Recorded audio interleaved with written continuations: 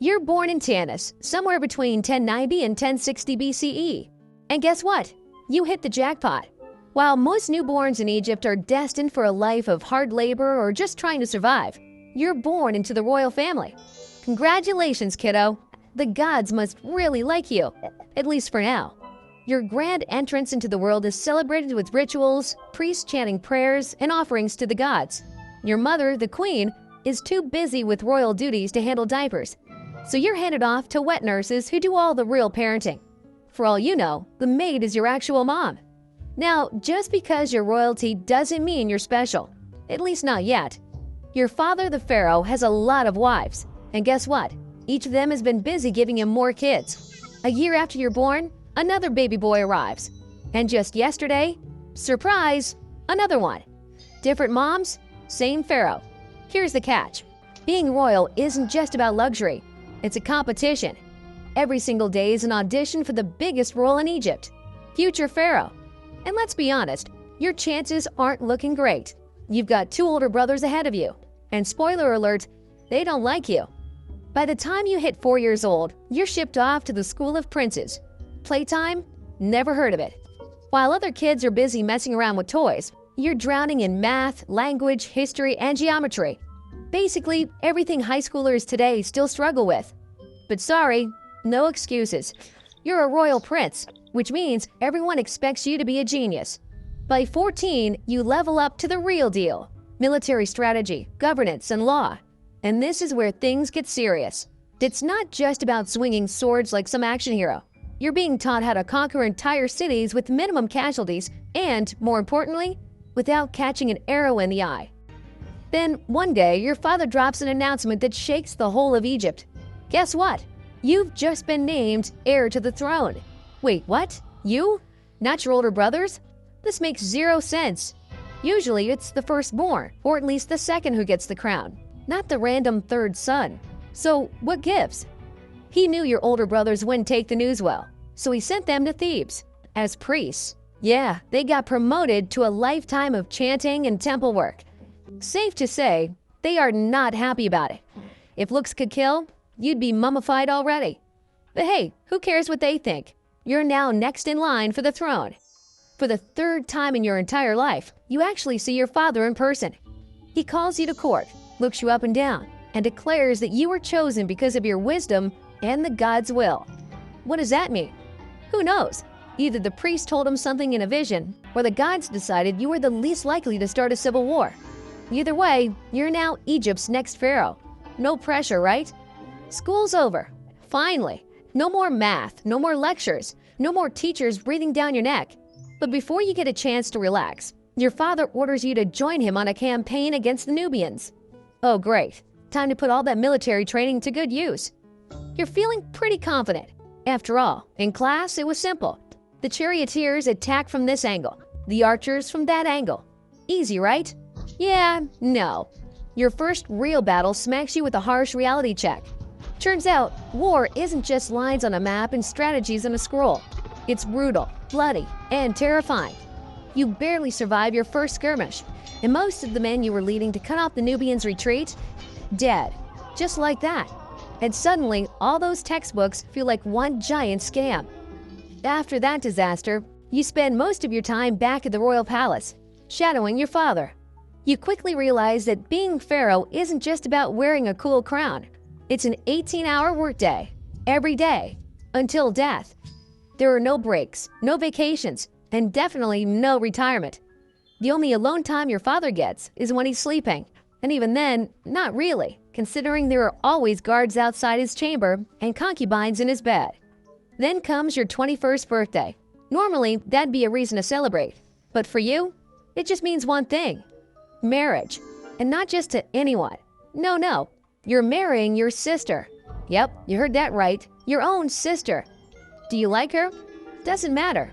Love? Not required. The goal here is simple. Keep the royal bloodline pure. If it makes you feel any better, you're free to take as many concubines as you want. So, while love is optional, duty is not. The wedding? Extravagant. Lavish. Over the top. Food everywhere. Visitors from all across Egypt. And people pretending this isn't the weirdest thing ever. But hey, At least the party was fun. Years later, your father joins his ancestors. He's off to the afterlife, and as expected, his burial is nothing short of lavish and over the top. After all, he was the sole ruler of Lower and Upper Egypt and the living representative of the gods. So, of course, his funeral is grand enough to bankrupt a small kingdom. But while the priests are busy chanting and the mourners are wailing, you have something else to think about. Your time has come. The moment the burial wraps up, the next thing on the royal to-do list? Your coronation. And there's no time to waste. Apparently, the entire stability of Egypt now rests on your shoulders. The ceremonies last for days. Endless rituals, chants, and so many offerings to the gods that you lose count. But at the end of it all, congratulations, you're officially Pharaoh. And what's the first thing you're greeted with? Money problems. See, your wedding, your father's ridiculously expensive burial, and the latest military upgrades have left Egypt's treasury looking drier than the desert. Your father was a great ruler, sure, but he was also a big spender. And now you get to clean up his financial mess. And guess who's watching your every move? Your father's old advisors. They're eyeing you like vultures, waiting to see how you handle it. So you do what any smart pharaoh would do. You raise taxes on your vassal states. At first, this goes about as well as you'd expect. Grumbling, complaints, and whispers of rebellion. But you're not here to play nice. You crush dissent by reminding everyone who the big daddy is. The few disobedient kings lose their heads. And just like that, the grumbling stops. You replace them with puppets who know how to listen. Problem solved. Egypt stays in check. But being pharaoh isn't just about playing kingmaker. It's constant work. You're drowning in meetings, reports, and religious duties. You're making weekly to Thebes, because apparently even the gods demand a chunk of your schedule. You work from sunrise to late at night, while ordinary people complain about their exhausting 9-to-5 jobs. Try a 7 to 9 schedule, commoners. But hey, at least there's one perk. You live a life of absolute luxury. Walking? Never heard of it. You don't step foot outside. Servants carry you everywhere on palanquins like the human embodiment of luxury. And just in case the Egyptian sun even thinks about touching your royal skin, there's an entire squad of servants waving giant fans to keep you cool. You eat the finest foods, drink the richest wines, and wear the kind of jewelry that makes commoners' eyes water. But, of course, luxury comes at a cost. And in your case, daily headaches. Why? The damn wig. In Egypt, wigs aren't just fashion. They're a status symbol. The bigger and fancier the wig, the more powerful you are. And since you're the supreme ruler of Egypt, you get the biggest, fanciest, most absurdly over-the-top wig in existence. It weighs about 9 pounds, and every single day, it turns your entire skull into a throbbing nightmare. And if that's not enough, let's talk about the gold chains. They're so heavy, they might as well be a second job. But hey, they make people respect you. Sure, it's nice to be pharaoh, but you wouldn't mind switching places with a commoner every once in a while. The pressure of ruling is unbearable. One bad decision, and thousands could die. Years go by, and you grow wiser, sharper, stronger.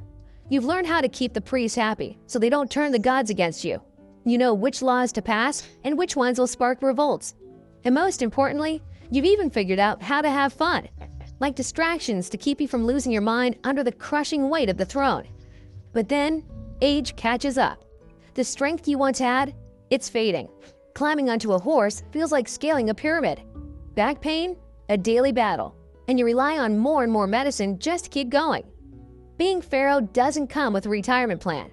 Like your father before you, you now have a whole army of children, all potential heirs. And now, it's your turn to make the impossible choice. You don't see them much, but that doesn't stop you from loving them. But after much thought, you choose your eldest son as heir.